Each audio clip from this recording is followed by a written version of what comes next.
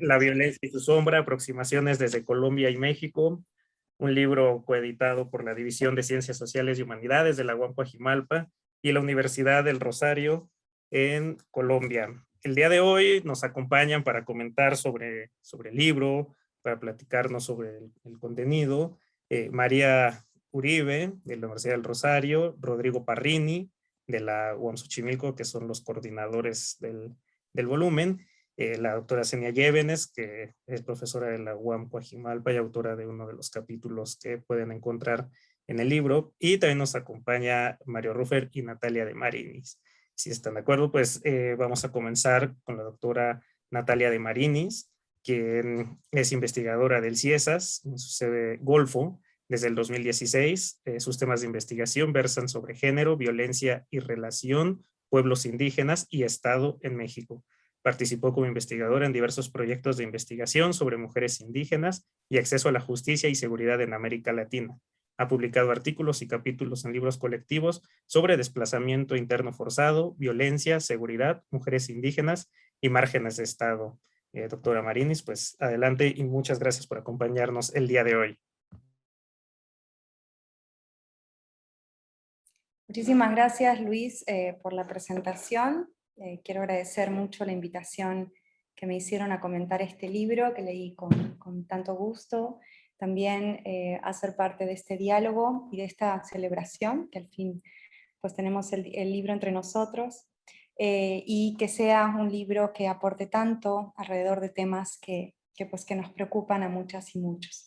Felicitar también a las y los autores y coordinadores del libro, de un libro que teje puentes entre México y Colombia para repensar la violencia desde otros lugares y narrativas, desde lo que por lo general quedan los márgenes de la violencia, desde lo que se proyecta en lo espectral, en las sombras. Y esto, bueno, resulta revelador en muchos sentidos, y espero que en esta presentación muy breve pueda dar cuenta de algunos de estos aspectos que para mí han sido reveladores de la lectura del libro. Este es un libro necesario por muchas razones. En primer lugar, este libro teje puentes entre dos países y entre múltiples realidades regionales dentro de cada uno de los países. No intenta plantear comparaciones, y esto es un aspecto que está muy claro en la introducción y que me parece central subrayarlo, porque existe siempre como una tendencia que conlleva un riesgo de ubicar la violencia en una línea, o en un desarrollo lineal, en el que siempre Colombia va a la cabeza, lo cual no permite ver las múltiples líneas que se crean en contextos tan diversos, incluso dentro de un mismo país. Y aunque sí es cierto que al menos para quienes nos acercamos a estudiar la violencia, en el caso de México, cuando la violencia no era un tema en el país, o no era un tema tan presente o tan importante, era muy escasa la producción académica, Colombia sí ha sido una referencia para comprender en muchos procesos de victimización y sobre todo de reconocimiento y acciones que se llevaron a cabo desde la Sociedad para la Lucha por Justicia, Memoria, Verdad. Y creo que lo interesante de este libro es reunir justamente estos diálogos, estas posibilidades, crear esta posibilidad de diálogos y de puentes necesarios a la hora no solo de entender la violencia y de reflexionar acerca de cómo nos involucramos, investigadoras e investigadores, en estos escenarios, sino también para encontrar alternativas que surgen desde diversas resistencias frente a la violencia.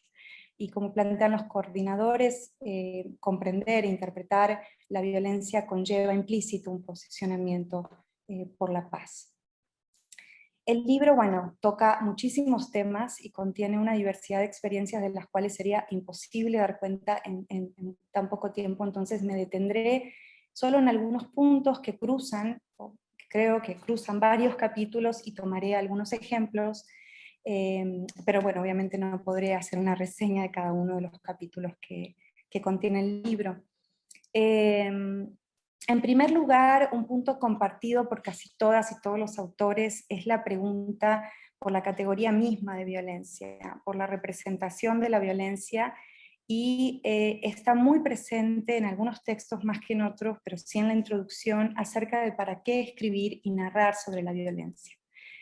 Y los textos lo que hacen los autores y las autoras en estos textos también es esquivar el hecho de tener que hablar de la violencia de manera general, perdón, o tener que caracterizarla de algún modo. Ante la dificultad de categorizar la violencia, de volver la violencia a una categoría, los textos nos muestran, se desplazan hacia otros lugares, hacia estas sombras, hacia los márgenes, de categorías que se han creado alrededor de la violencia, no solo la violencia, sino de otras categorías como la categoría de víctima, la categoría de objeto forense, etcétera, que se ha construido a partir de límites muy definidos. Entonces la pregunta que se instala y que se instala en varios de los textos tiene que ver por los márgenes, por las sombras, por aquello que no se nombra, y que es una pregunta más bien por lo que queda fuera de esas delimitaciones teóricas y legales.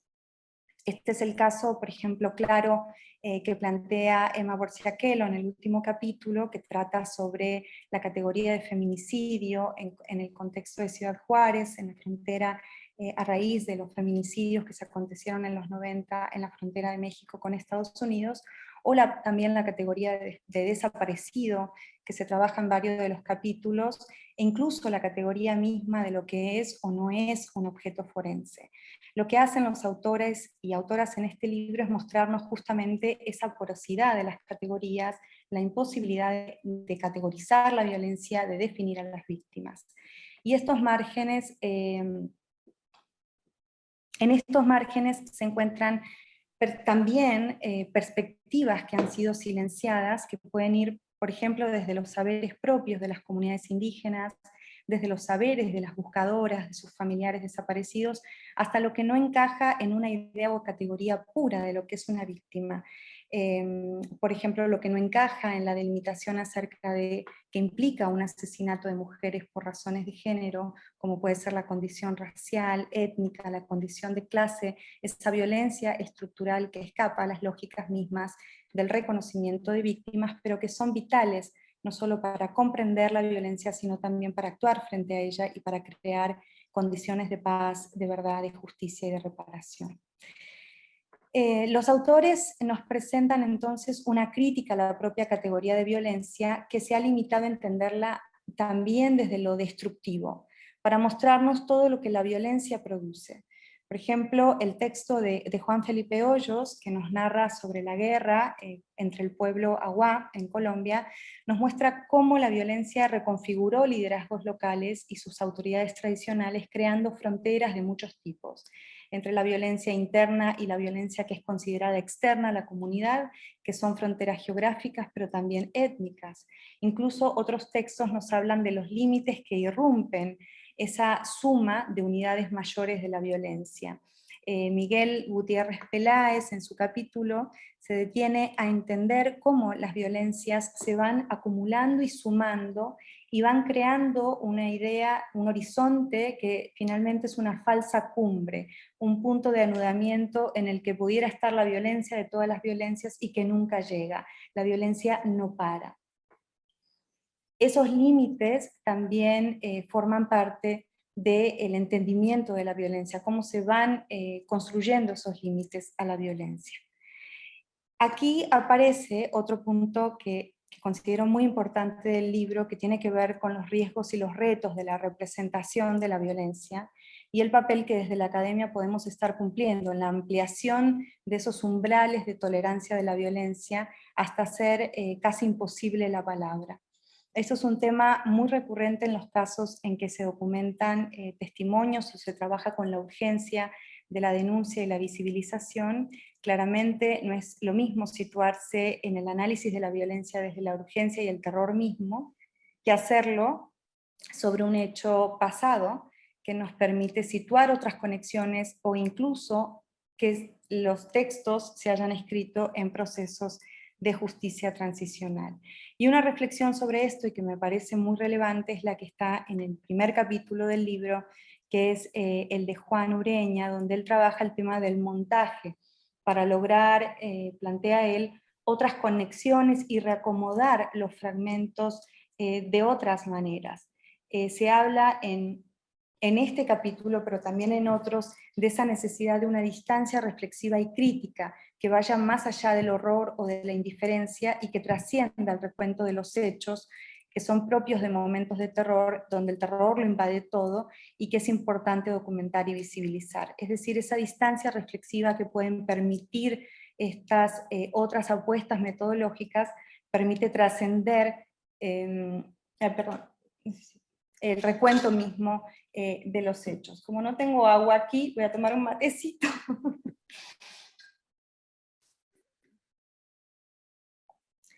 El libro lo que hace es reunir miradas y reflexiones situadas desde lugares y momentos distintos y genera una reflexión que está planteada en la introducción que me parece importante, que es acerca desde dónde escribimos de la violencia, para qué escribimos de la violencia, sobre cómo hablar de la misma y cómo podemos crear narrativas en diferentes situaciones que contrarresten los efectos del terror y que generen afectaciones en el sentido de la afección, de la capacidad de afectar y ser afectados, y que permita crear conexiones con otras audiencias. Casi todos los capítulos, tanto los capítulos que se sitúan en Colombia como los de México, plantean la importancia de los otros, de la documentación testimonial y de las audiencias, de las conexiones que se pueden crear a través de la palabra, de las acciones, de los objetos que comienzan a circular ante la imposibilidad de la palabra y de esta indignación compartida.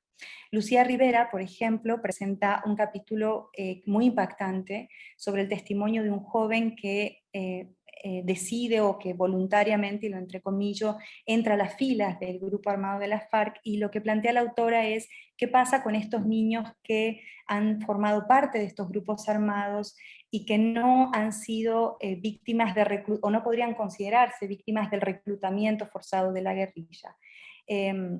Cómo se incorporan en estos procesos de paz a quienes quedan fuera de esa categoría de víctima, que serían victimarios pero que también son víctimas, cómo se pueden construir narrativas que puedan generar empatía con historias que en general la sociedad rechaza porque salen de esa noción de víctima permitida.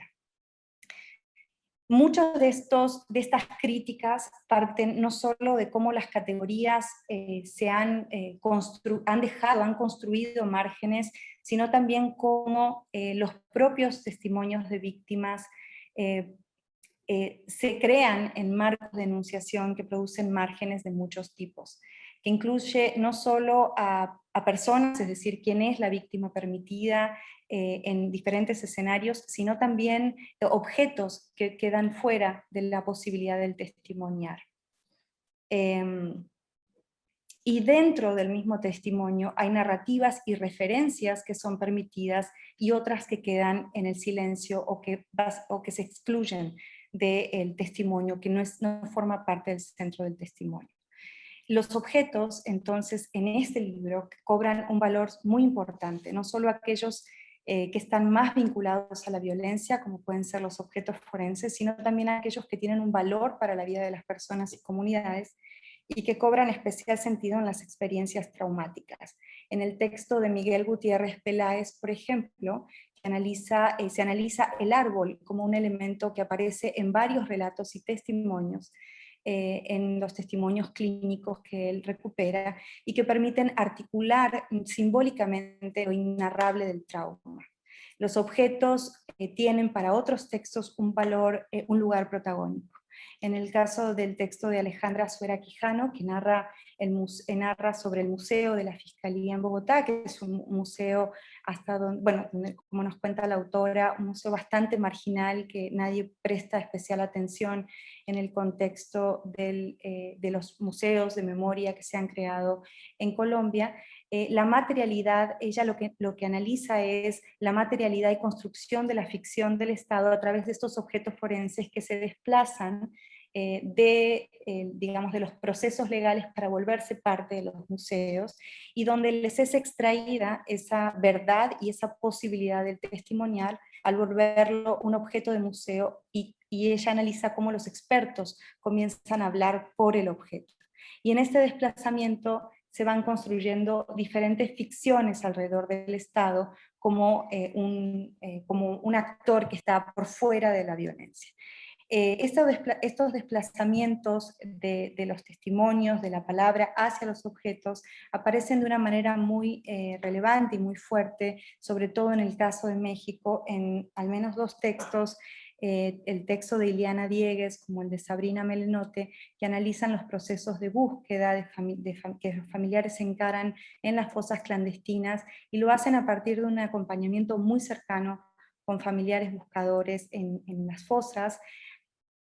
En estos escenarios, los objetos y los escenarios forenses cobran una dimensión muy importante de la resistencia y la búsqueda de justicia y verdad. Y esto ocurre en un contexto generalizado de negación, de culpabilización y silenciamiento a víctimas por cómo han operado ciertas imágenes espectrales que nos narra Sabrina en su capítulo, es decir, cómo se construyen imaginarios del narcotraficante, de la víctima, de los campos de trabajo que crean... que están alrededor de las desapariciones en un estado como el estado de Guerrero, y lo que nos describe Sabrina es cómo esas imágenes construyen narrativas de miedo, terror y de distanciamiento, y el lugar que comienzan a ocupar los objetos, otras narrativas en estos escenarios de búsqueda. Y el capítulo de Ileana Diegues también nos muestra cómo estos escenarios forenses se convierten más bien en foros públicos. Plantea la autora que buscan crear lo común a partir de esa indignación compartida y de circulación de las emociones.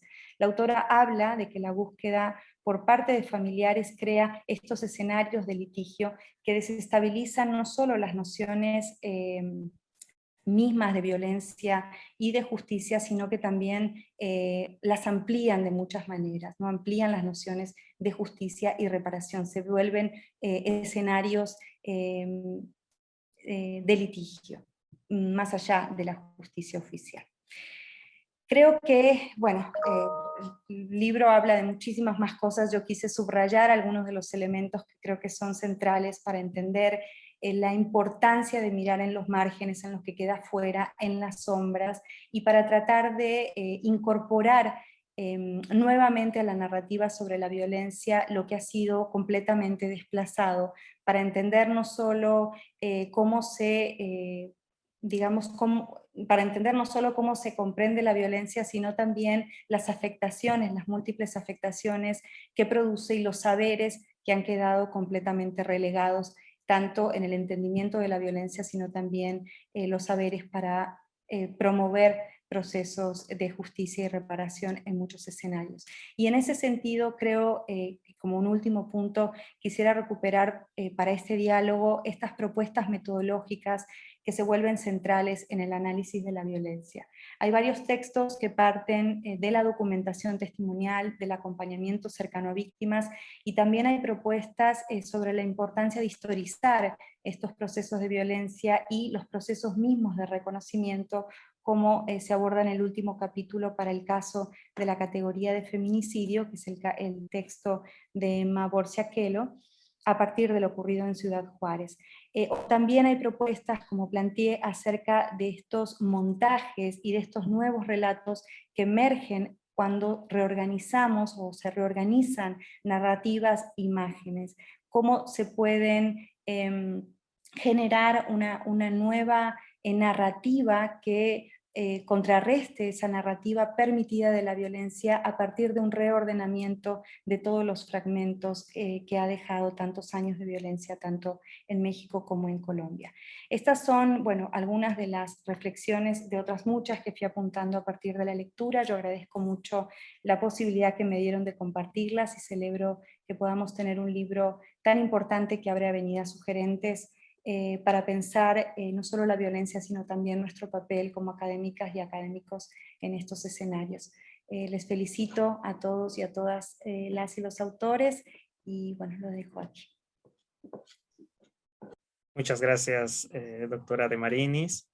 Y ahora vamos a darle la palabra al doctor Mario Rufer, quien es maestro y doctor en estudios de Asia y África por el Colegio de México, licenciado en Historia por la Universidad Nacional de Córdoba, y actualmente es profesor investigador en el Departamento de Educación y Comunicación de la División de Ciencias Sociales y Humanidades en la UAM Xochimilco, en donde además coordina el doctorado en Humanidades y es miembro nacional del Sistema de Investigadores. Doctor Rufer, muchas gracias por acompañarnos el día de hoy. Bienvenido, adelante. Gracias. Hola, hola. Gracias, Luis. Bueno, un placer verlos y verlas. También compartir el espacio con María Victoria, que no tenía el gusto de conocer, y Natalia, que tampoco creo que no nos conocíamos, no habíamos compartido espacios, así que bueno, lo celebro también doble, triplemente. Y bueno, yo me entusiasmé, escribí muchas cosas, entonces voy a tratar de no extenderme demasiado, y si me extienden me dicen ya, párale, por favor, y punto. Y voy a tratar de hacer algunos, de no superponer demasiado con la lectura de Natalia, porque me parece que aborda muchas cosas que en efecto están presentes en el libro, y coincido bueno, prácticamente en todo lo que se planteó, y la urgencia de la lectura, la importancia de que este libro salga en este momento, lo crucial de la incisión que hace este libro dentro de la comunidad también, si es que algo así nos podemos llamar. Pienso que en la introducción que hacen los autores ya se nos hace la advertencia central que refiere de qué forma este libro no trabaja sobre la violencia en sí como objeto, sino en la producción de sus efectos narrativos, en sus sombras, en tanto contornos del lenguaje. Colombia y México así aparecen no como casos, sino como escenarios para conectar lecturas metafóricas y limítrofes. Las lecturas que ya para Raymond Williams, podríamos decir, eran necesarias si queríamos imaginar de otro modo las operaciones entre cultura, política y poder. El libro se compone de 12 capítulos divididos en 2 partes: representación, memoria y escucha, intérpretes y testigos. Yo, por mi parte, me centraré en 2 ejes posibles y transversales de lectura que me parecieron sugerentes para pensar las posibilidades de conexión. El primero, podríamos decir, interrogantes sobre la representación y los lenguajes, que ya Natalia refirió. Y me parece que en esos contornos del libro que tenemos entre manos define, el problema por la representación de la violencia aparece en varios textos, ya sea trayendo y discutiendo algunas premisas arendtianas sobre los límites del lenguaje y de la representación, como hacen Juan Felipe Ureña sobre las teatralidades del exceso, y más explícitamente Guillermo Pereira al trabajar sobre las mediaciones entre lenguaje, política y dolor, y quizás en un modo más oblicuo trabajando sobre los regímenes de teatralidad, Liliana Diegues y Sabrina Melenot. Me gustaría plantear, por ejemplo, de qué manera en su capítulo Un mundo fantasmal, paisajes de la muerte y huellas de la violencia, Melenot trabaja, por ejemplo, a las desapariciones forzadas en tanto, la cito, actos de enunciación que generan prácticas comunicativas singulares. Y luego dice esto: voy a mostrar cómo las búsquedas de desaparecidos hoy en día en México producen huellas de la violencia que transforman los paisajes de la muerte al dejar imágenes clandestinas que circulan y se convierten en signos hasta estabilizarse y volverse íconos, en una clara alusión a las definiciones persianas.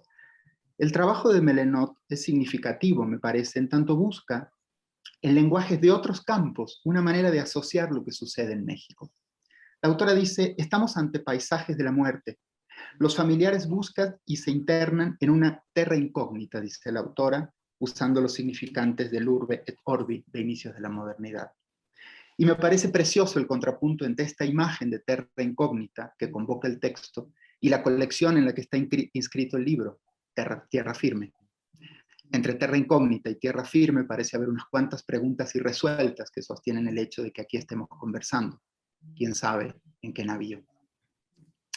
En varios textos se nos insta a preguntarnos por ese derrotero que siguen los familiares de desaparecidos buscando a sus deudos en terra incógnita. Melenot dice: los familiares se pierden, regresan, vuelven a caminar, instalan indicios, marcas apenas, pequeños altares laicos en suelo ignoto. Terra incógnita hace mímesis por momentos con la fantasmagoría burocrática de evitar cotidianamente el estado vernáculo, como Pinadas lo llamó, una opacidad viva, una estructura significante que opera entre el mapeo y la locura. En medio, el trabajo sobre la cancelación de los nombres. No nos importa nombrar a los perpetradores o a los cárteles y sus fragmentos, dice la Defensoría de Derechos Humanos en el texto de Sabrina. De hecho, es mejor no nombrar. Seguir de alguna manera en terra incógnita, habitando, como dice la autora, la cito, paisajes de la muerte en medio de una naturaleza idílica que esconde secretos espantosos. Hacer fracasar el lenguaje allí donde nombrar es sinónimo no solo de peligro, sino de un fuera de texto, un fuera de control del aparato mismo de enunciación. La proliferación de ese aparato y de sus formas de hacer aparecer también está presente en el texto de Alejandra Suero Quijano, Ambigüedad, ficción e ironía en el Museo Forense. En este ensayo, que me pareció muy poderoso, la autora usa el Museo Histórico de la Fiscalía General de la Nación en Colombia de una manera poco común en los trabajos sobre los museos, como un lugar de fricción narrativa, podríamos decir, entre una epistemología forense que trabaja con el resto o con la huella como indicadores de verdad, y lo que llamaríamos el complejo exhibitorio, o sea, los objetos forenses que la Fiscalía museifica, pero al hacerlo, necesariamente apela a la ambigüedad, a la ficcionalización y a los relatos diseminados.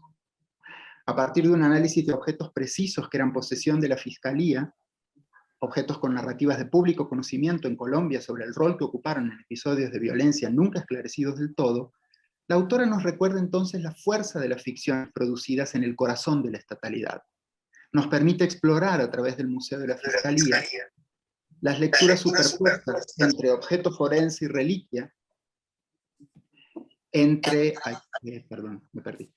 objeto forense y reliquia, entre el cuerpo del delito y objeto vitrinizado, y el lugar ambiguo y productivo que ocupa la ironía en la formación de la estatalidad postcolonial.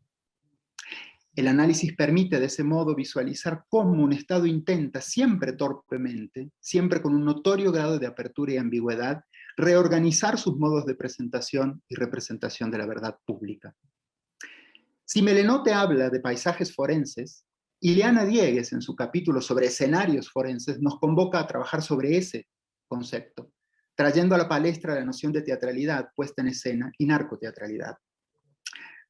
La teatralidad en tanto espectacularización, dice Ileana, y la cito, ha ido redistribuyendo las formas de lo visible y sus propios regímenes de representación.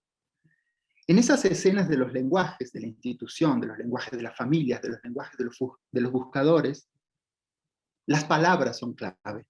Excavar, cavar, desenterrar, escarbar, aparecen como acciones directas sobre el suelo sembrado de cadáveres, y también como algo más, como una actitud que rodea las posibilidades de reexistir en el centro de la violencia. Y también, en una operación ambigua que no deja de ser misteriosa, estas palabras hacen mímesis desplazada con ciertas acciones del Estado. En este país no es secreto que se vive excavando, cavando y escarbando, porque, como bien marca la ley de 1939 sobre monumentos, es del suelo de donde brota la memoria. Ileana nos recuerda que la noción de lo que brota del suelo llegó a los cadáveres. Las fosas son las que hacen brotar a los muertos. En un parlamento de la Brigada de Búsqueda de Desaparecidos que Ileana cita, uno de los representantes dice, la cito, la brigada no sale a buscar culpables, sino a recuperar tesoros, que son las personas queridas. Es obvio que la intencionalidad es dejar a la demanda de la justicia por fuera de la ecuación. Queremos los cuerpos y no necesariamente la verdad.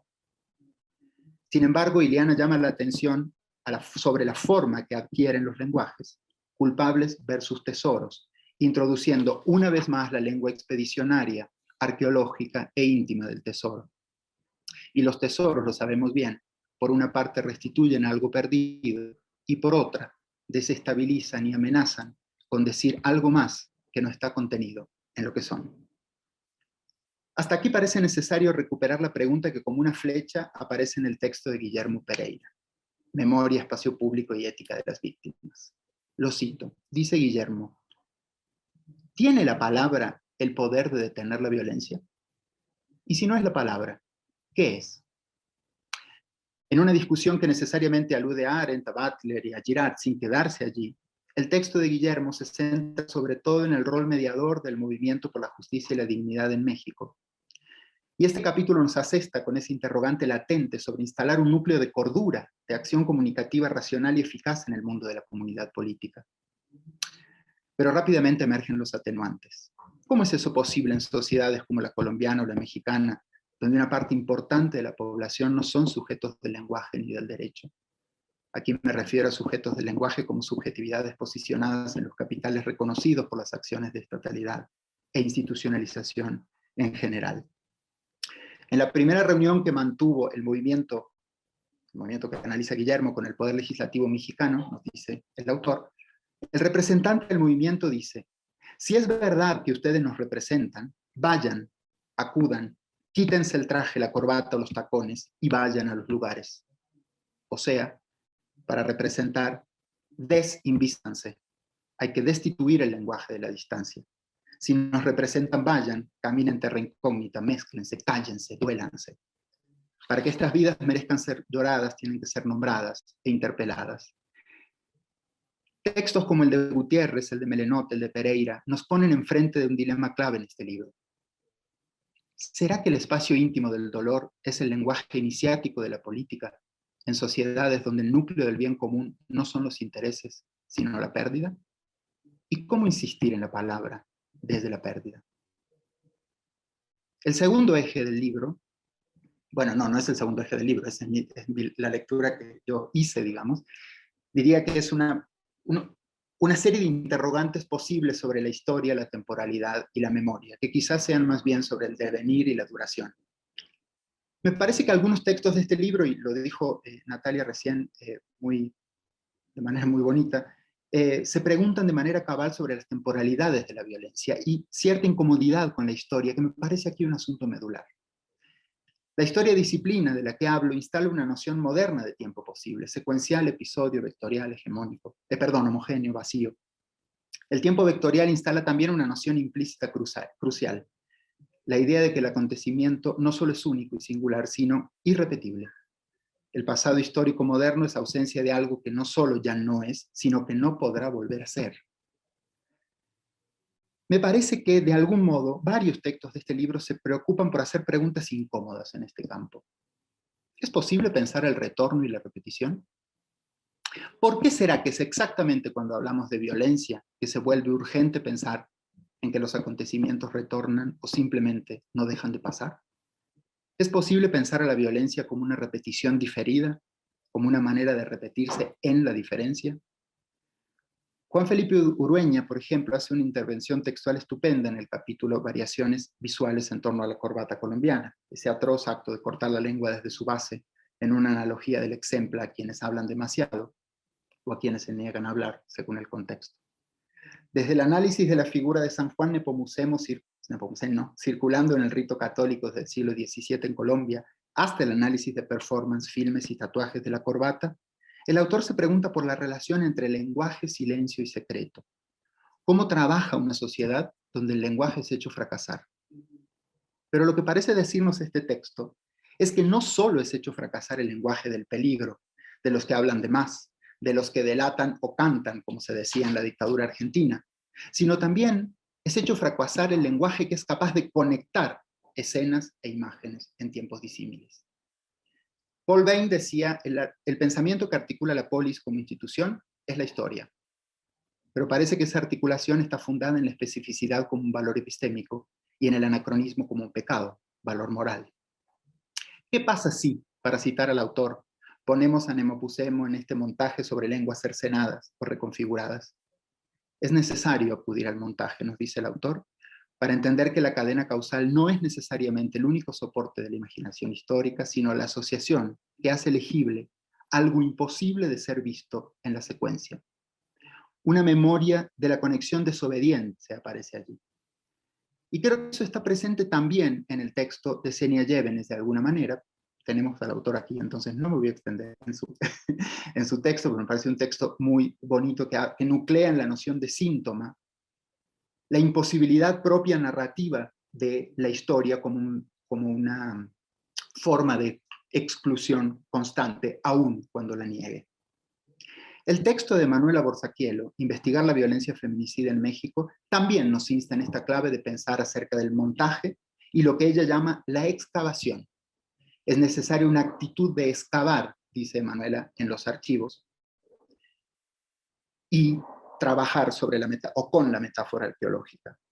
Para Emma es necesaria una memoria de la excavación y de la invariante para pensar la violencia que se sedimenta en capas, que no se extiende en el tiempo vacío, que, como nos alertó Benjamin, hace mímesis figurada con el tiempo mecánico de la fábrica e impide ver que él mismo, el tiempo vacío, es un signo y una gramática.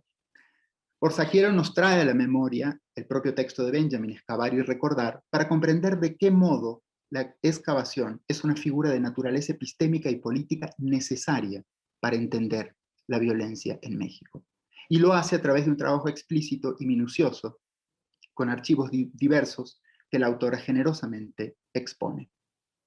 Hay que archivar sin embalsamar, dice Manuela recurriendo a Paola Di Cori, materializar cuerpos vulnerados, conectar narrativas míticas sobre la frontera, la industrialización y el progreso con la disposición efectiva, el saqueo y la impresión sígnica de esa instantánea en el cuerpo de las mujeres, generalmente racializadas.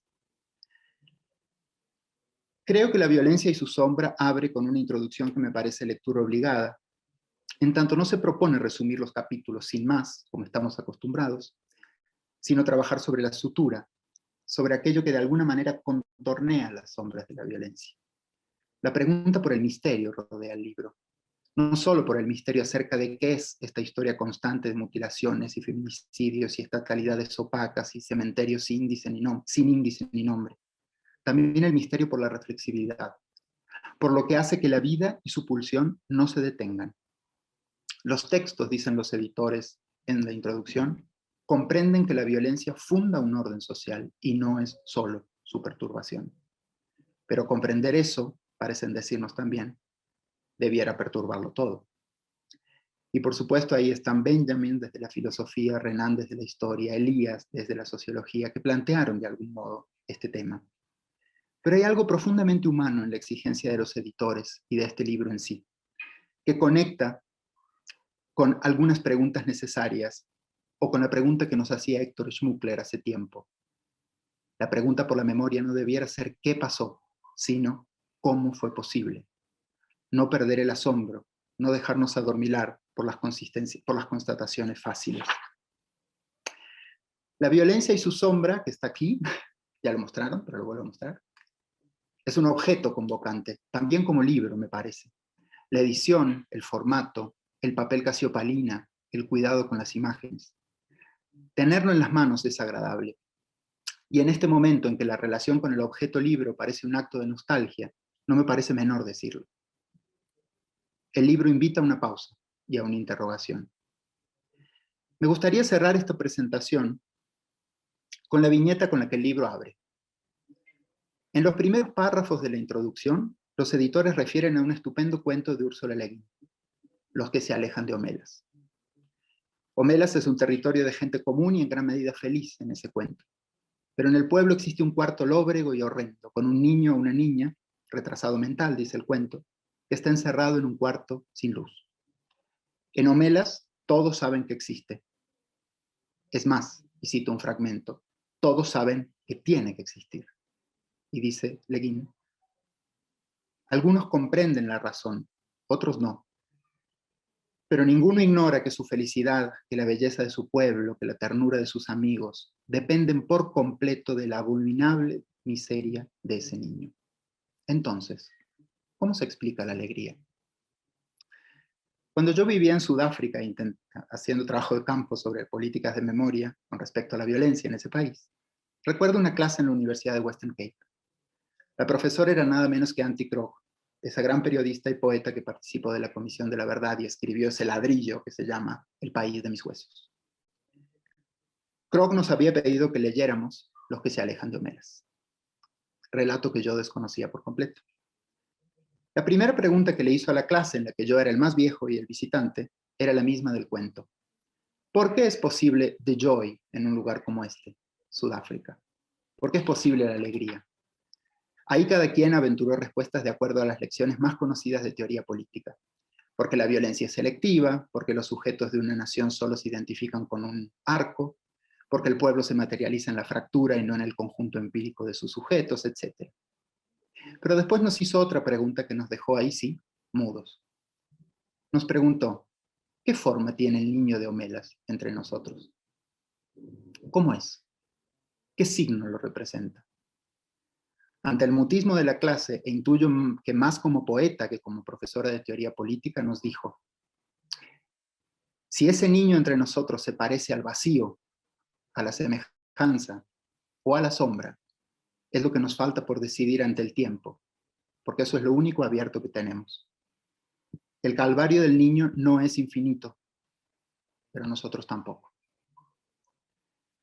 Creo que sostener el interrogante sobre esa forma e insistir en la urgencia es el exhorto de responsabilidad más notorio de este libro y de su lectura, a la que también quiero pensar como un acto ético.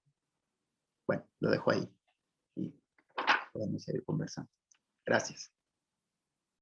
Muchas gracias, doctor Rufer, por esta reseña, por estos comentarios. Y ahora vamos a dar la palabra a la doctora Zenia Llévenes, quien es doctora en filosofía por la UNAM y doctora en ciencias antropológicas por la UAM Iztapalapa. Es profesora investigadora en el Departamento de Humanidades en nuestra división, en la UAM Coajimalpa. Es miembro del SNI y es autora de diversos libros y artículos especializados, además de ser autora del capítulo Psicopatología de la vida cotidiana, fragmentos espectrales del Estado-Nación mexicano. Muchas gracias por acompañarnos el día de hoy, doctora Llévenes, y adelante.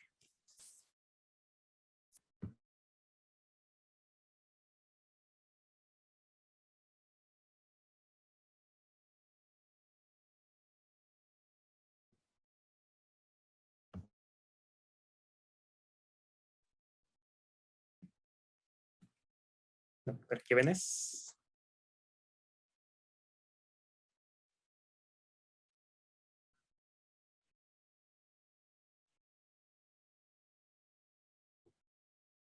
Creo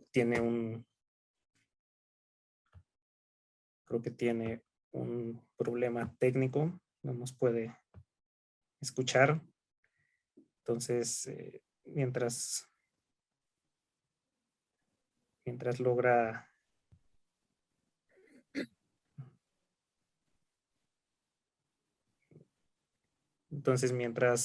logramos reconectar con Zenia, si están de acuerdo, pues vamos a presentar a los coordinadores del libro que hoy nos reúne, la doctora María Victoria Uribe, quien es profesora asociada de carrera en la Universidad del Rosario, en la Facultad de Jurisprudencia, en donde además forma parte del grupo de investigación en derechos humanos y el grupo de estudios interdisciplinarios sobre conflicto y paz, Janus. También está el doctor Rodrigo Parrini, que es profesor investigador del Departamento de Educación y Comunicación en la UAM Xochimilco, doctor en Antropología por la UAM Iztapalapa y maestro en Estudios de Género por el Colegio de México. Ha realizado diversas investigaciones de corte cualitativo y publicado artículos académicos en el campo de la sexualidad, género, corporalidad y prácticas culturales. Entonces, le damos la palabra a la doctora Uribe, el doctor Parrini, para que nos cuenten un poco sobre el proceso de... Ahí creo que ahí está la doctora Llévenes. ¿Sí nos puede escuchar? Hola, una disculpa, Adelante. no sé qué está pasando en mi casa con las conexiones, pero es una locura esto. Bueno, pues nos han dejado las otras, o por lo menos a mí me dejaron las dos presentaciones con un montón de interrogantes, de cuestiones. Creo que son ambas súper sugerentes. Entonces yo lo que voy a hacer un poco es contar mi experiencia como autora, parte del libro, y tratar un poco de vincularla con algunos aspectos que me resultan sugerentes de aquello que han dicho tanto Natalia como Mario, ¿no? Y que quedan igual y hacerles una pregunta también a Rodrigo y a María Victoria. Entonces, pues, esa sería un poco como mi idea de lo que quiero hacer ahorita, ¿no? Entonces, bueno, yo creo que el libro, bueno, a mí el libro me deja como, evidentemente, las escenas la escena con la que abre, a la que se ha referido Mario, es ya como profundamente inquietante, ¿no? Y lo que yo intenté hacer como autora de un capítulo de este libro fue de manera oblicua hacerme esa pregunta de qué sería el niño que está en ese cuarto, qué o quién sería el niño que está en ese cuarto, ¿no?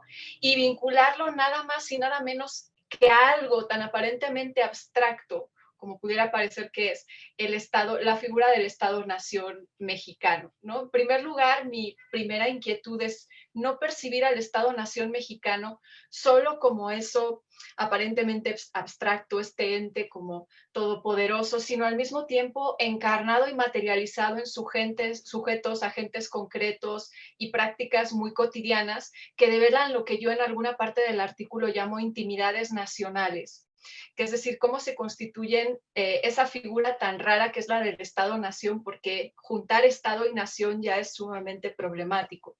Entonces, en este sentido, esa figura se construye a través de actos que suponen, digamos, la cercanía o la semejanza, y también de actos que suponen una exclusión profunda y una profunda violencia.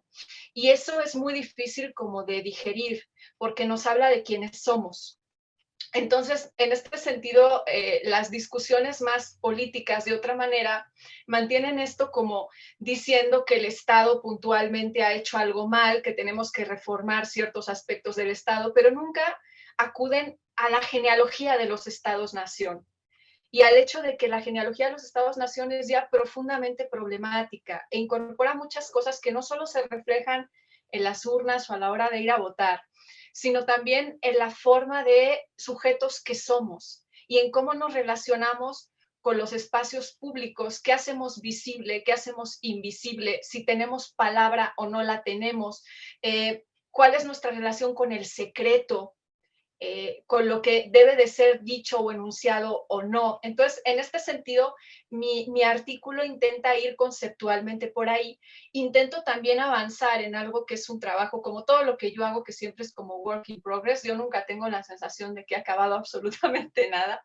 Entonces, pero intento como avanzar y dar como, digamos, algunos puntos de conceptos teóricos que pueden ayudarnos a descifrar todas estas cosas. Uno es de intimidades nacionales, otro es esta cuestión de que además la intimidad nacional también tiene que ver con el ámbito de lo privado y de la familia y de todas estas cuestiones que en México son tan importantes y tan problemáticas, porque somos un país donde se conjugan cosas como estos niveles de violencia, en los que también tienen que ver fuertemente las fuerzas de seguridad del Estado, con los feminicidios, un país con una tasa de, digamos, de uno de los países que más consume y más pornografía infantil, y el segundo país en el mundo a nivel de abuso infantil. Todo esto con una mitología familiar donde la familia se exalta de una manera como increíble. Entonces, como conectar todas estas cosas, decir, ¿qué está pasando aquí?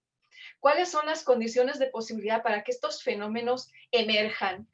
¿Por qué no dejamos de verlos aislados y empezamos a tratar de conectar cosas? Son algunas de las cuestiones que yo estoy trabajando y en las que aquí apenas abro como una ventana, pero esa es la pregunta por el cuarto, o sea, digamos, la Constitución del Estado-Nación mexicano. ¿Cuál es el cuarto y a qué niño tienen ahí? Y la figura del niño me resulta muy sugerente, elegida por María Victoria y por Rodrigo, por una razón, porque históricamente los indígenas y las mujeres hemos sido comparadas a los niños. Entonces, en ese sentido, me parece que en esta narrativa de exclusión y de violencia, que tiene que ver con cómo se digamos, constituyen los Estados-nación, en particular el Estado-nación mexicano, tiene que ver con ese cuarto de atrás que ha incluido, digamos, todo aquello a lo que no se ajustaba cierta narrativa y que ha sido definido, lo que no se incluía a menudo, con los rasgos y características de lo indígena o de lo femenino. Y me parece interesante resaltar esto cuando la violencia desmedida se está cometiendo precisamente ahí, contra lo indígena y contra lo femenino, ¿no? Es como lo que más salta a la vista. Y digo lo femenino porque es todo aquello que recuerde a lo femenino. Hablemos de los crímenes de la población a la población transexual, por ejemplo, el caso que hemos visto ahorita recientemente en Mérida, un caso absolutamente, yo no sé a qué esperamos para no, de verdad, un caso sin palabras, ¿no? De este chavo, pues brutalmente torturado y asesinado de la manera más vil porque pensaron, ellos adjudicaron que era afeminado, ¿no? Y aunque lo fuera, ¿qué es ser afeminado? Entonces, todas estas cuestiones que tienen que ver con fuerzas del Estado, con todas estas cosas, era lo que a mí me interesaba señalar.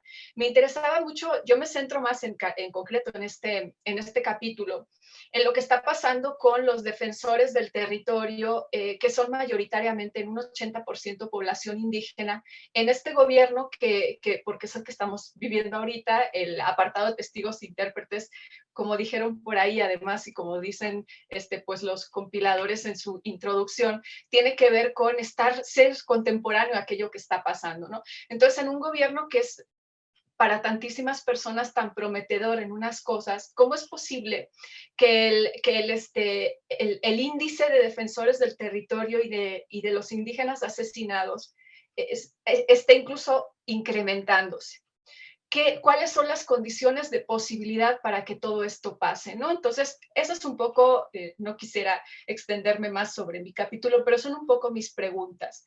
En torno a todo esto, evidentemente, hay el problema de que nos cuesta mucho intentar mirarnos a nosotros mismos y qué es lo que está sucediendo con nosotros mismos de una forma que implique también, pues, una suerte de autoexamen, en un sentido, ¿no? Porque es doloroso, porque se tocan puntos, pues eso, las familias, cómo es todo el entramado que da pie al Estado-Nación mexicano, que es profundamente corporativo, y corporativo es distinto de colectivo.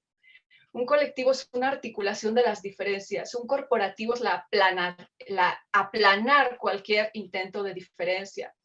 Pensar si eso tiene, y esto es como cosas pendientes que me deja este artículo y que estoy explorando por otros lados, pensar si eso tiene que ver con la relación compleja con la palabra que hay en México en muchos casos, es decir, la dificultad para tomar la palabra, para enunciar, entonces, evidentemente, si es un país corporativo donde no se valora la diferencia, sino que se valora más la homogeneidad, tomar la palabra como un acto singular, como un acto donde te exhibas singularmente en tu singularidad, es mucho más complejo y mucho más difícil.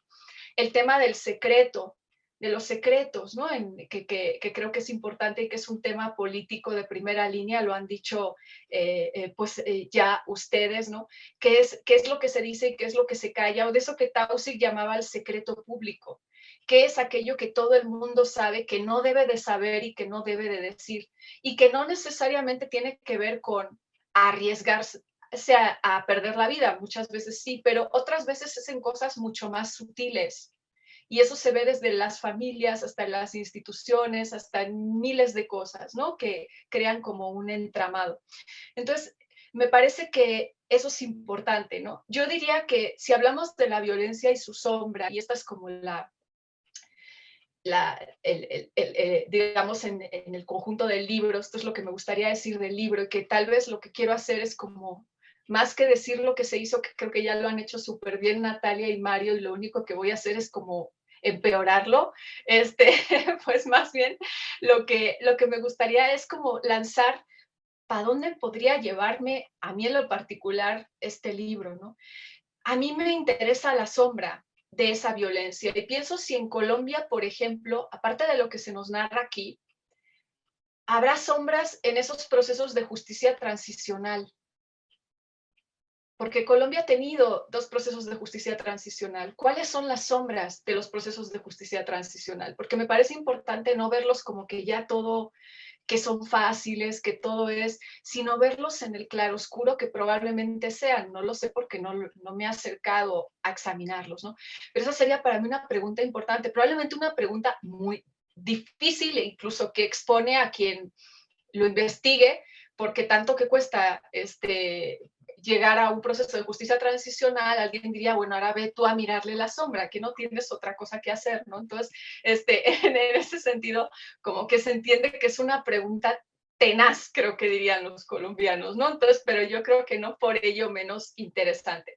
Y en el caso de nuestro México, ¿qué podemos hacer? México es que el otro día un profesor decía, el problema con México es que los hechos y la memoria de los hechos están sucediendo al mismo tiempo, porque realmente no tenemos ni idea de qué pasó y ya tenemos que tener como alguna forma de lidiar con ello. Entonces es como si estuvieras, él decía, en un carro, ¿no? Y de alguna manera como intentando echar a andar el carro y poniendo la rueda al mismo tiempo. Es decir, cuáles fueron los hechos y la memoria de esos hechos, cuál va a ser.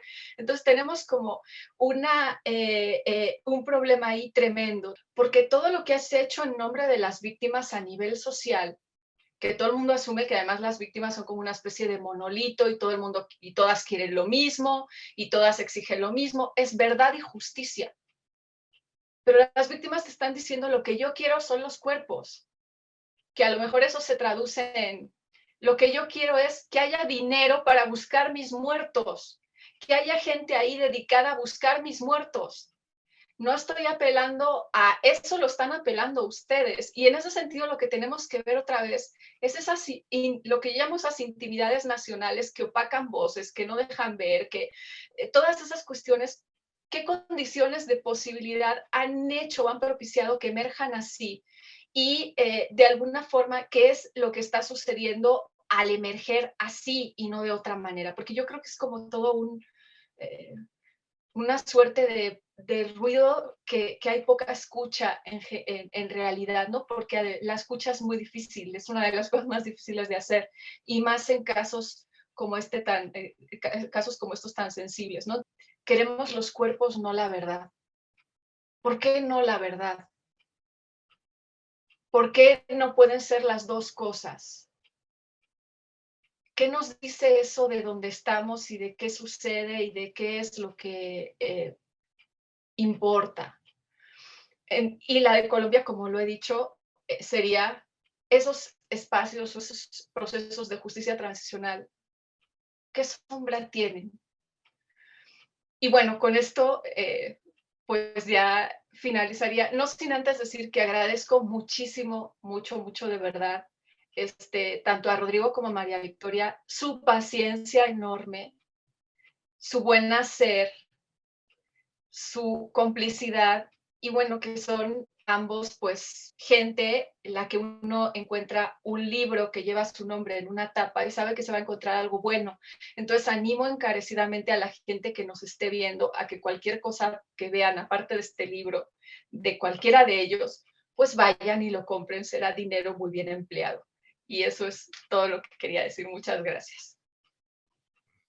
Muchas gracias, Senia. Y pues bueno, vamos a darle la palabra a la doctora Uribe y al doctor Parrini, a quienes previamente presentamos, para que nos cuenten justo pues el proceso del libro, de dónde sale, cómo surge esta idea de tener en medio la categoría de la violencia, y pues retomar también los comentarios y las preguntas que Natalia, Mario y Senia pues han planteado en la presentación. Entonces, quien guste, adelante, doctora Uribe.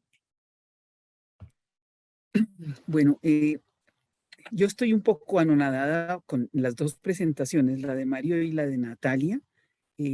Son muy poéticas, son muy profundas. La lectura es una lectura muy suscitativa. Ustedes realmente leyeron el libro. Me emociona profundamente tener un par de presentadores como ustedes. Se los agradezco muchísimo. Y yo quisiera, Mario, por favor, tener a disposición la grabación de esta presentación para mandársela a los autores colombianos, que ellos seguramente se van a poner muy felices de oír lo que dijeron pues Senia, Mario y Natalia. Entonces yo quisiera poderle mandar esa grabación a los autores colombianos. Bueno, ¿cómo nació la idea de este libro? Voy a hacer una confesión. Este libro nace eh, de, este libro nace de un rechazo mío como mujer como mujer dedicada a la violencia, yo llevo 30 años trabajando el conflicto colombiano, es profundamente discriminatoria, digamos, esa academia que se ha dedicado al estudio de la violencia con lo que tengan que decir las mujeres. Las mujeres podemos hablar de cosas secundarias, podemos hablar de cuestiones, sí, marginales.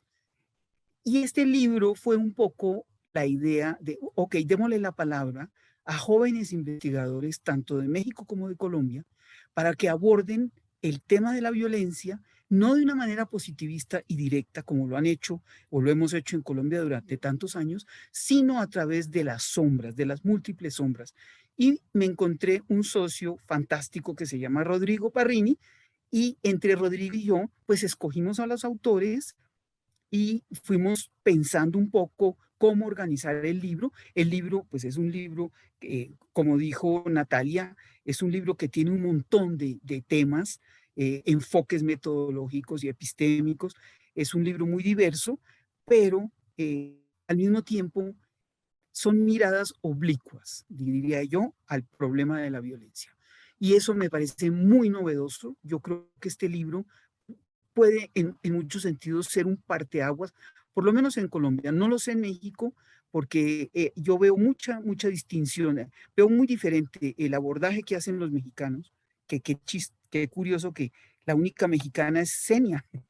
Todos los que hablan sobre México son chilenos, argentinos, italianos. O sea, me llama mucho la atención eso, que solamente Senia es mexicana, los demás no. Pero veo una gran diferencia, digamos, en la manera como abordan el tema en México y como lo abordamos en Colombia. Y me parece que este libro, y le he dicho a Rodrigo que pensemos en la posibilidad de un segundo volumen, porque yo creo que abre un montón de puertas. Yo creo que este libro va a abrir un montón de puertas y realmente pues estoy muy, pero muy contenta de ver que ya salió el libro y que ya la gente lo va a empezar a leer, y no tendría mayor cosa que decir, sino agradecerles muchísimo a ustedes todo lo que han dicho. Mario, ya no, ya Natalia, Senia y Mario dijeron lo suficiente.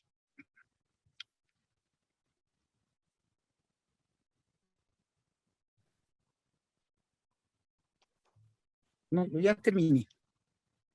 Gracias, doctora Uribe. Doctor Parrini, adelante, por favor. Y bueno, yo también quisiera agradecer las lecturas de Natalia y Mario, que fueron muy interesantes, muy sugerentes, y también que digamos que son como eso, a mí me produjo una relación un poco de extrañeza con algo que se supone que en lo que participé, digamos, porque como son lecturas tan complejas, era como, tengo que volver a leer el libro para también encontrar eso que están diciendo, digamos, ¿no? Que eso no me parece un buen síntoma, porque quiere decir que la antología se abre más que se cierra, ¿no? Y se puede volver a leer y quizás volver a pesar de que leímos con María Victoria con mucho detalle todos los textos, se los comentamos, etcétera, ¿no? O sea, fue un proceso como de lectura profundo y de intercambio también. Y quizás ahí tiene quizás que ver con algo que platicamos con María Victoria, digamos, si el libro era como la conclusión de algo o la apertura a algo. Yo creo que quizás podríamos leerlo como la apertura, algo que tendría que producirse, y que no sé si en unas 2 presentaciones que organizó la Universidad del Rosario, donde es profesora María Victoria, que están disponibles en YouTube, muy buenas, unas presentaciones muy largas que casi fueron como un seminario sobre la violencia, muy interesante. En una participó Senia presentó también su texto. Hablamos, digamos, que esta dificultad para comparar México con Colombia no era solo un asunto de las metodologías comparativas, que creo que ni a María Victoria ni a mí nos interesan, sino que más bien se trataba de pensar las geometrías de la violencia, ¿no? Cómo había algo que la comparación supone que calza y que en este caso no logran calzar y no sabemos si se pueden calzar.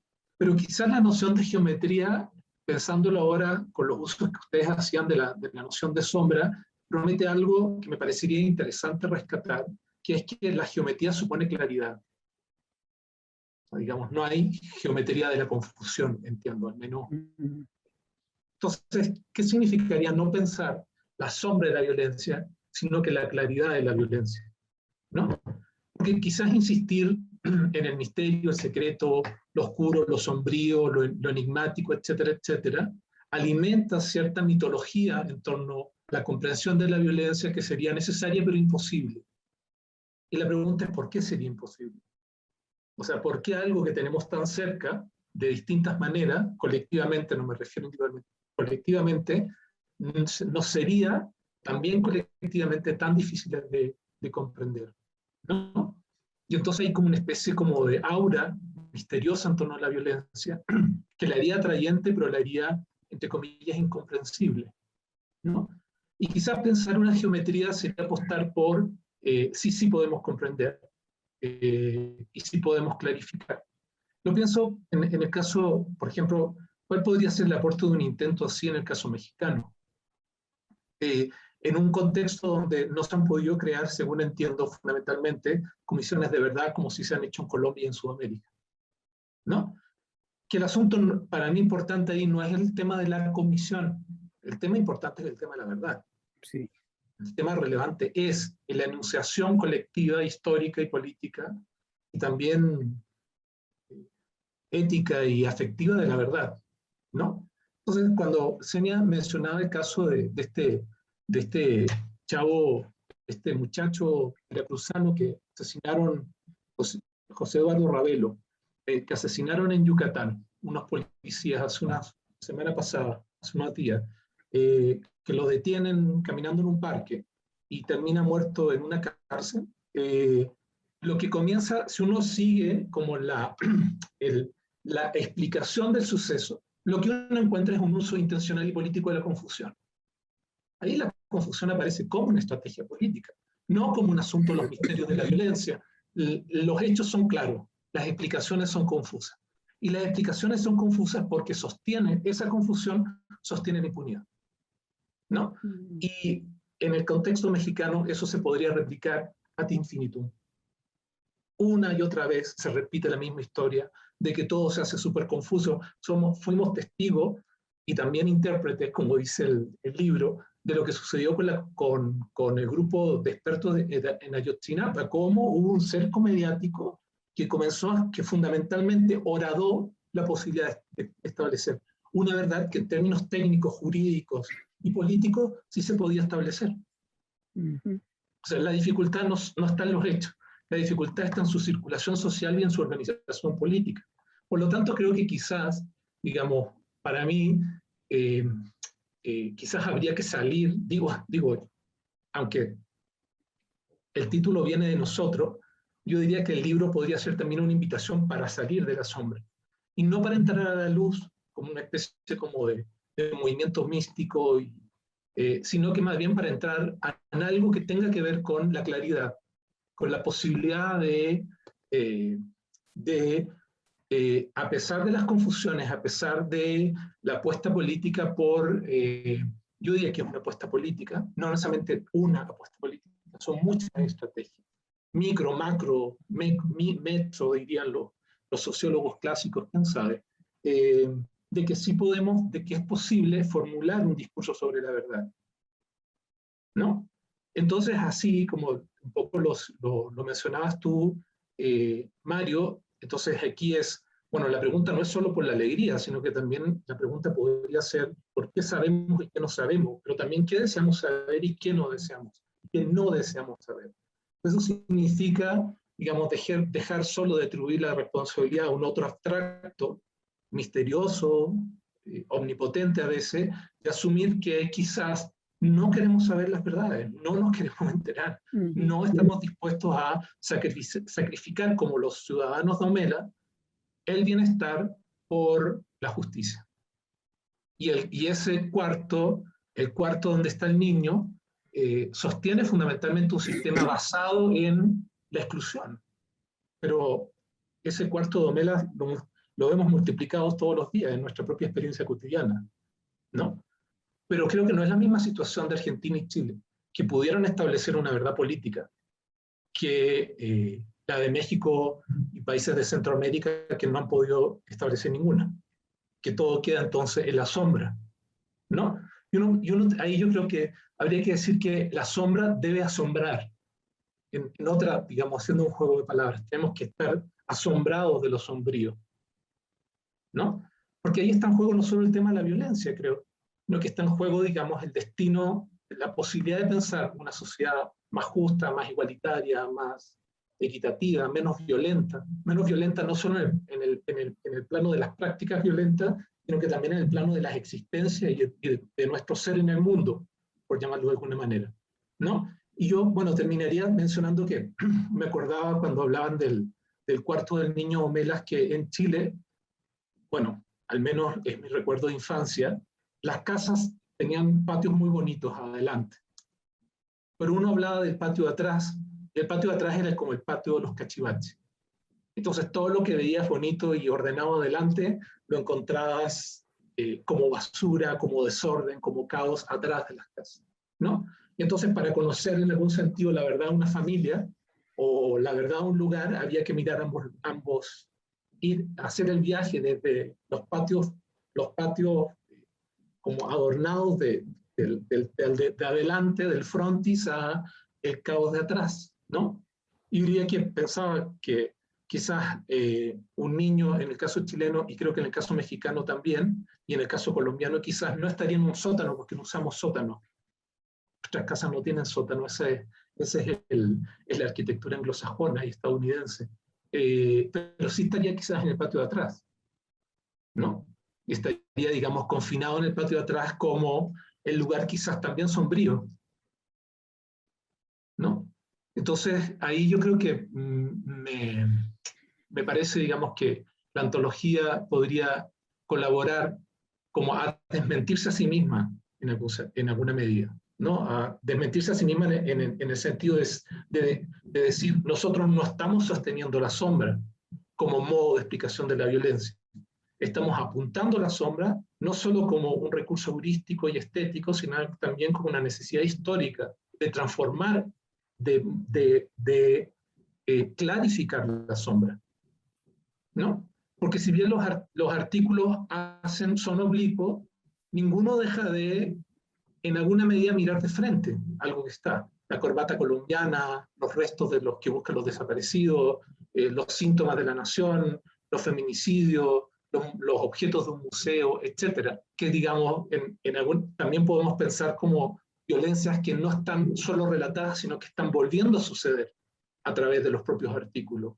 Y que no solo a través, creo, del artículo, sino que son violencias, creo que tú lo mencionabas, Mario, que siguen pulsando, ¿no? Y creo que quizás una de las virtudes de la antología es que esa pulsación no la remite por el aparato académico, no la seca en estas regulaciones académicas que tienden a ser bastante poco pulsionales, ¿no? Entonces, digamos que en algún sentido habría algo como una especie como de percepción a través de la escritura de algo que no corresponde solo al orden de la escritura y que no está confinado, pero tampoco sellado en el texto y en los textos, ¿no? Entonces, aquí finalizo. Sí pienso quizás que cuando María Victoria menciona, bueno, podríamos hacer otro volumen, yo pienso, digamos, a partir de lo que ustedes han comentado, que tendría que ser un volumen necesariamente sobre la claridad, ya no sobre la sombra. Y esto implica someter a la violencia a la claridad. Digamos, eso. Sí, yo quisiera responderle a Senia algo que ella pregunta que me parece muy, muy pertinente, que es, bueno, ¿y cuáles son las sombras de la justicia transicional? Porque supuestamente la justicia transicional habla de verdad, habla de justicia, de reparación, pero ¿cuáles son las sombras? Son muchas, Senia. Las sombras de la justicia transicional son mucho más las sombras que las claridades. Y quiero contar una cosa muy pequeña, pero que me parece muy diciente de lo que está pasando ahorita en la Comisión de la Verdad en Colombia, que es el careo, o sea, el encuentro cara a cara entre víctimas y perpetradores. Y voy a utilizar una parábola que utilizan en Ruanda, que me parece muy apropiada para entender lo que está pasando en esos encuentros, los llaman encuentros de la verdad. En Ruanda, para juntar a Tutsis y a Hutus y que se sienten a conversar, hay que, a los perpetradores que están en la cima y las víctimas que están en el valle, hay que hacer que los perpetradores desciendan y las víctimas asciendan para que se ubiquen en un lugar seguro donde puedan escucharse y donde puedan hablar. Eso lo estamos construyendo ahora en la comisión con enormes dificultades. Porque hay demasiadas sombras, Senia. Es muy difícil, es muy difícil. Yo les recomiendo, en algún momento que tengan tiempo, métanse a la página de la Comisión de la Verdad y miren los videos de los encuentros de la verdad. Son la cosa más conmovedora que uno pueda ver. La víctima y el perpetrador. La víctima reclamándole con toda la ira, con todo el dolor, y el perpetrador escuchando a la víctima, porque hay escucha. Eso lo que es fascinante, es que hay escucha. Y ya que la escucha, le responde asumiendo la responsabilidad por los crímenes cometidos. Entonces, Senia, aquí en Colombia sí tenemos una obsesión por la verdad, que no hay en México.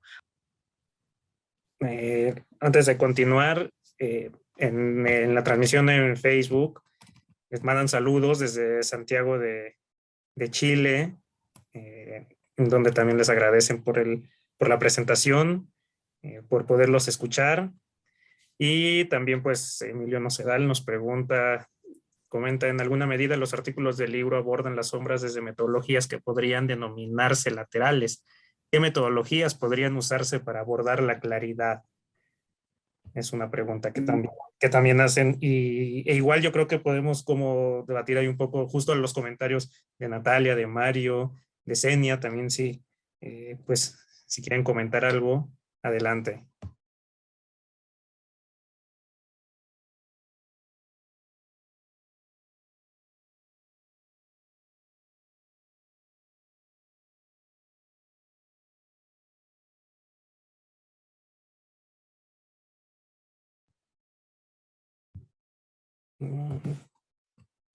También preguntan justo dónde se puede adquirir el libro. En el caso de México está disponible a través de casadelibros.abiertos.uam.mx.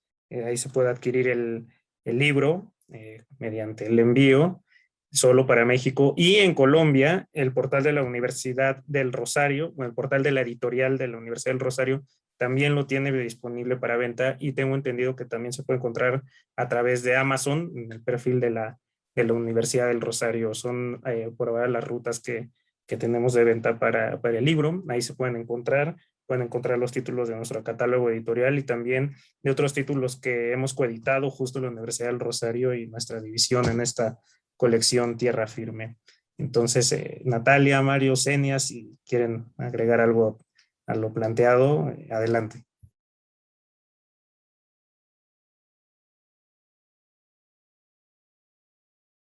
Pues a mí me gustaría intentar contestarle a la persona que preguntó, a Emilio Nocedal, creo que era, que dijiste, que no le voy a contestar nada, pero, o sea, más o menos, o sea, creo que lo que está preguntando, porque es una pregunta que a lo mejor yo le haría a Rodrigo, que fue el que planteó la cuestión de la claridad, porque yo creo que hay una cuestión que es que efectivamente no hay que ver la sombra o la oscuridad como algo, digamos que tiene que ver con algo que puede fascinar, que puede achacársele casi, algo que entonces te tiene como orbitando sin que de alguna manera puedas salir de ahí.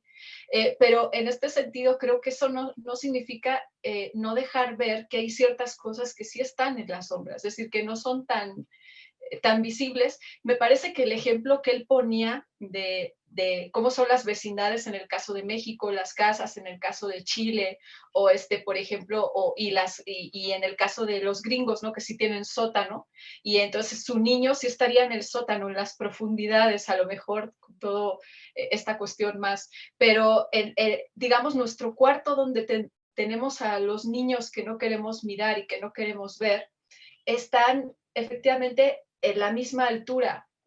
Entonces, en ese sentido, no implica esta cuestión que tiene que ver con la profundidad entendida como aquello que te puede fascinar, casi como en un cuento de Edgar Allan Poe, donde no salgas nunca de ahí, sino que está más bien en entender que en realidad está en la superficie.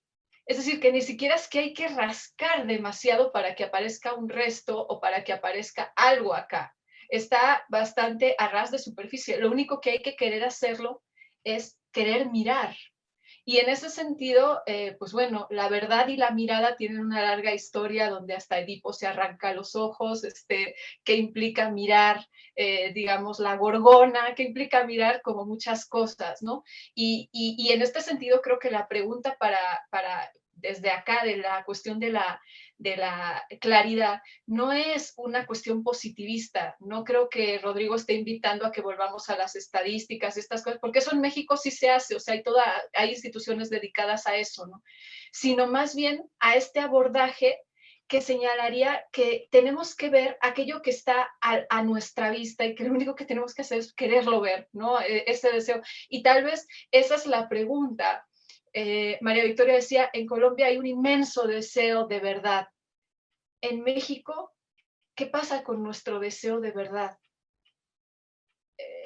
Es decir, y en ese sentido, si pensamos en cosas luego como comisiones de justicia transicional y por qué no han prosperado y por qué no existen y todo, pues lo primero que tendríamos que hacernos es esta pregunta por el deseo de verdad, porque sin eso es muy difícil que una comisión de justicia transicional tenga tan siquiera un sentido. Entonces, digamos que son cuestiones por donde yo creo que podría apuntar una metodología de esa claridad a la que se referiría Rodrigo, que no iría en un sentido positivista, sino en este que estoy diciendo, de no, digamos, girar obsesivamente en torno a una oscuridad, ni otorgarle casi un estatuto metafísico, ni sagrado, que nos impida de alguna manera hacernos cargo de lo que es propia, de lo que tiene que ver con nosotros y con nuestras historias. Entonces, en ese sentido, creo que iría un poco por ahí y pues eso sería lo que yo podría intentar aportar. Gracias, Enia. ¿Alguien más? Yo quisiera, quizás, también me quedé pensando en lo que, la provocación de Rodrigo y en esto que plantea Senia. Y pensaba justo, mientras Rodrigo hablaba y decía, bueno, una serie de cosas que están a la vista, que yo creo que esa es una gran diferencia. No sé, no conozco a profundidad el caso colombiano pero en el caso, por ejemplo, argentino, donde hubo una metodología, digamos, del terror y de la secrecía, y incluso una apuesta por la desaparición de archivos, por la cancelación de la posibilidad de denunciar, de denunciar y de enunciar. En el caso mexicano es muy diferente, no hace falta, siempre cuando reviso estas cosas me acuerdo del libro de Pilar Calveiro, Violencias de Estado. Uno puede ver la sistematización constante de los registros de muertes, perpetraciones, que al instante están a la vista. Yo creo que una cosa es eso, y otra cosa es, respondiendo un poquito a la pregunta de Emilio, yo digo, quizás lo que falta es una metodología de la conexión, que nos permita, una cosa es tener a la vista determinados datos, y otra cosa es poder producir un relato sobre esos datos. Eso es lo que creo que un relato significante, me refiero que en todo caso, a eso apostaríamos como verdad, creo yo, en todo caso. Porque creo que cuando pienso en México siempre pienso en Funes el Memorioso, ¿no? El cuento de Borges, en el cual este tipo que, pues, don Irineo Funes, ¿no? Que retiene en la memoria todos los datos, todos los pelos de los perros, todos los eventos, todas las hojas del mundo, pero es incapaz de abstraer, es incapaz de generalizar, es incapaz de pensar, en definitiva, es incapaz de poder crear un relato que le permita, además, vivir. Lo que no puede hacer Irineo Funes, además, es dormir. Entonces, creo que en ese sentido yo apostaría justo en esto que plantea Xenia, de qué modo trabajar sobre eso que está a la vista y sin embargo no se ve. Creo que ahí hay un trabajo específico con relatos significantes, con la posibilidad de transformar a esa profusión de datos que están producidos además y visibilizados para confundir, para embarrar la cancha, Marcela Turati lo dice de forma magnífica cuando trabaja sobre los diferentes datos de desaparecidos, dice, parece que todo está hecho para producir confusiones, no para producir sentido. Entonces, quizás tendríamos que trabajar, digo yo, en ese sentido, si queremos de alguna manera transformar de algún modo la sombra desde un modo de lectura hacia un relato significante. Creo que, no sé, estaría bueno pensarlo quizás de ese modo, entre otros. Muchas gracias, Mario. Si les parece, para ir cerrando, podemos recolectar una pregunta más que hacen en la transmisión. Bueno, les mando saludos, Luis Fer desde la Ciudad de México, Marta Mercado también. Vamos a recoger un par de preguntas para ir cerrando la presentación y recordarles que para quienes no nos puedan acompañar o quieran volver a ver la presentación, esta estará disponible también el día de mañana, o a partir del día de mañana, en el canal de YouTube de nuestra división, de la División de Ciencias Sociales y Humanidades. Paulina Álvarez pregunta, ¿qué hacer cuando los aparatos disciplinarios que construyen criterios de verdad para el tratamiento de los restos, como la arqueología y la antropología forense, participan de la producción de la confusión? Y Juan Camilo dice, hace poco leía que a México le urgía una comisión de la verdad de cara a procesos muy complejos, dolorosos y llenos de vacíos debido a la impunidad o falta de verdad relacionados, por ejemplo, con las masacres o desapariciones. En ese sentido, y desde lo expuesto en estas presentaciones, ¿qué desafío hay para México en los estudios de la violencia, así como de las enseñanzas o ausencias de las comisiones en otros países? Adelante, ¿quién gusta contestar? Yo pensaba más bien en esta renuncia, que parece como una imposición, ¿no? La renuncia por la verdad es una manera de seguir buscando. Es de alguna manera lo que permite la búsqueda, ¿no? Renunciar a ese derecho incluso de conocer qué pasó. No sé, digamos, esa es la lectura que yo hago, no solo de este caso, sino también de muchos de los silencios que aparecen en buena parte de estas victimizaciones, de estas masacres. Por ejemplo, cómo se silencian los otros sentidos de la violencia, de las afectaciones para pueblos indígenas cuando en el testimonio permitido, en los escenarios de justicia, no hay lugar para otras miradas o para otras afectaciones, ¿no? Que no sea aquellas que se dirigen, por ejemplo, al daño físico. ¿Qué pasa con esas otras afectaciones? Que bueno, que hay otros textos en el libro que lo relatan también. ¿Qué pasa con esas afectaciones al ambiente que también nos afecta como comunidad, que te afectan al tejido comunitario de otras maneras? ¿Qué pasa con, es decir, se crean marcos enunciativos institucionales acerca de las narrativas permitidas para poder considerarse una víctima o no, y eso genera muchísimos, provoca muchísimos silencios. Y yo creo que en el caso de las familias que buscan a sus familiares en México, el silencio se impone, o esa renuncia a la verdad, se impone como la única posibilidad de seguir buscando, en un contexto en donde estamos muy lejos de pensar que la violencia ha acabado, ¿no? Entonces, esa violencia continúa y ocurre también lo mismo en Colombia, ¿no? La justicia transicional se vuelve también en parte una ilusión, porque la violencia se ha desplazado hacia otros lugares, pero no ha parado, ¿no? Entonces creo que pensaba en eso, ¿no? En cómo más que no haya o no exista un deseo de verdad, es ver cuáles son digamos, las posibilidades de las búsquedas, pero también las renuncias que se tienen que asumir en un contexto como el caso mexicano. Muchas gracias, Natalia. ¿Alguien más? Bueno, pues bueno, para cerrar, sí, doctor Uribe, o... Sí, una cosita. Rodrigo habló, sí, habló de la opacidad, de cómo todo se enreda en México, cómo nunca se llega, nunca se llega a esclarecer nada. Nadie se le ha ocurrido, digamos, hacer un estudio de Ayotzinapa como metáfora de esa opacidad, porque yo creo que Ayotzinapa es un síntoma poderosísimo de esa opacidad. Sería muy interesante abordar el estudio del caso en sí como metáfora de esa imposibilidad, porque sí, es muy impresionante esa imposibilidad, ese dar vueltas alrededor y nunca llegar a nada. Es bien particular.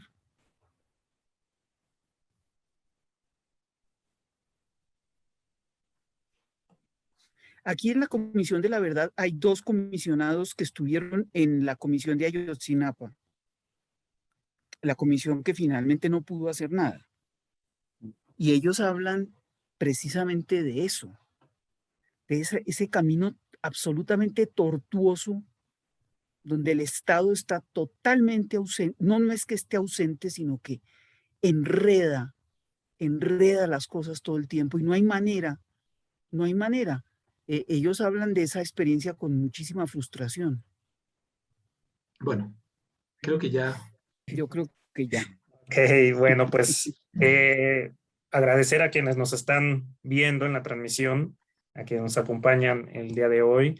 Agradecer también a, pues, bueno, a ustedes, a María, Natalia, Mario, a Senia, a Rodrigo, por estar el día de hoy aquí con nosotros y recordarles que La violencia y su sombra, aproximaciones desde Colombia y México, una vez más está disponible para su venta a través de casadelibrosabiertos.1.mx y a través del portal de la editorial de la Universidad del Rosario en Colombia. Los invitamos a que ingresen a las 2 páginas, a que conozcan los catálogos editoriales de las instituciones y pues a quienes hemos tenido oportunidad ya de leerlo, pues sí, desde luego el día de hoy nos invita a darle una relectura. Entonces, les agradecemos mucho, muchas gracias y estoy seguro que aquí nos volveremos a ver para lo que ya se vislumbra aquí de la violencia y como habían dicho, la violencia y ¿cómo habías dicho, Senia?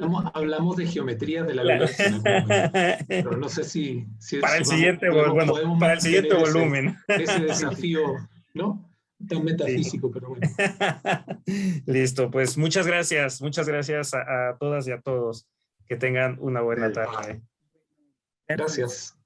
Gracias.